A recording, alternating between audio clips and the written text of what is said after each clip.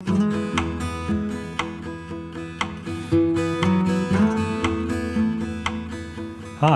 I'm Ravi Kashyap, one of the senior obstetricians at Monash Health.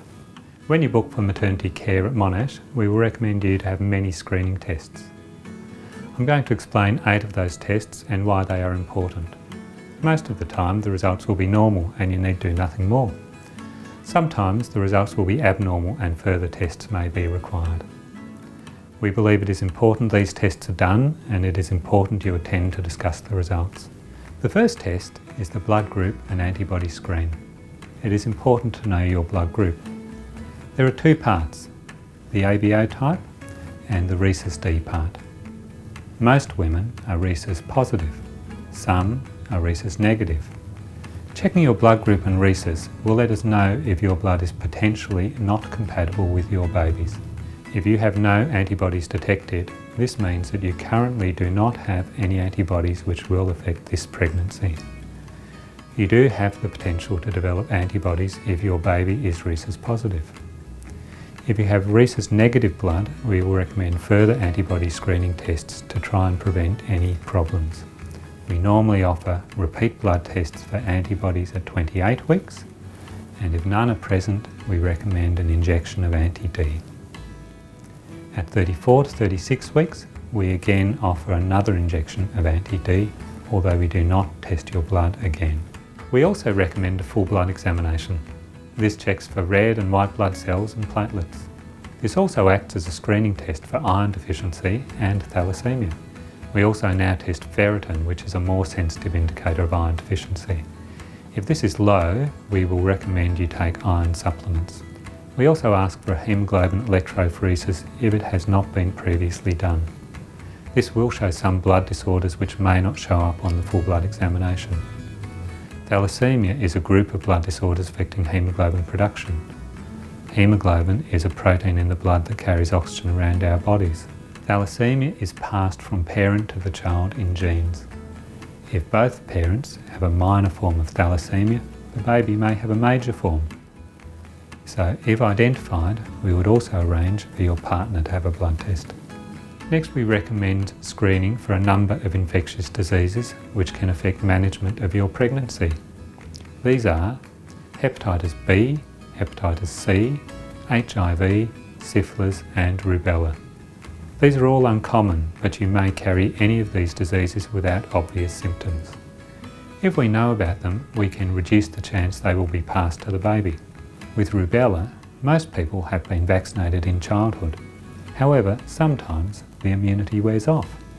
If you are not immune, we will advise you to avoid contact with anyone who may have rubella, and we will vaccinate you after the baby is born. At your first visit to the hospital, we make an assessment of your risk of diabetes. If you are older, overweight, have prior gestational diabetes, or come from a population with high risk of diabetes, we will offer you an oral glucose tolerance test. Women at low risk of gestational diabetes in early pregnancy are offered a random, non-fasting glucose level as part of the initial screening tests. Later in the pregnancy, you'll be offered an oral glucose tolerance test. This is to make sure you have not developed gestational diabetes. We also recommend testing your urine in early pregnancy. This is to see if you have bacteria growing in it. Some women will have bacteria in the urine without any signs or symptoms. In pregnancy, this may cause severe kidney infections or even premature labour. We also test the urine for protein and blood, which may indicate kidney disease. We offer screening for vitamin D deficiency, as it is common in Melbourne. Vitamin D deficiency in infants can cause rickets, which causes bone and muscle weakness and bone deformities. Adults with vitamin D deficiency are at risk of bone and joint pain, muscle and bone weakness and fractures. The recommended level is 75. If low, you can improve your level by spending time in the sun and taking a vitamin D supplement. Next, I want to talk about screening for Down syndrome. We offer all women a screening test for Down syndrome. Down syndrome is a chromosomal abnormality which is associated with typical features in the baby. It is always associated with some degree of handicap, so if it can be diagnosed early, you have the option to terminate the pregnancy. There are a number of different ways to test. The first trimester combined screen involves a blood test around 10 to 12 weeks and an ultrasound around 11 to 13 weeks. If you want screening at the hospital, we generally offer a second trimester test, which is just a blood test between 14 and 20 weeks. Both tests are just as accurate and will identify 85% of babies with Down syndrome. The blood test is a screening test, so if it is abnormal, it needs to be confirmed by an amniocentesis. If you would not have a termination for an abnormal baby, you may choose not to do the test. We recommend all pregnant women have at least one pregnancy ultrasound at 18 to 22 weeks. This is to assess that you have a single pregnancy, that your baby is growing normally, that the baby has no abnormalities of the heart, lungs or other major organs, and that the placenta is in the correct position. Your local GP may arrange this, or it may be organised at the hospital.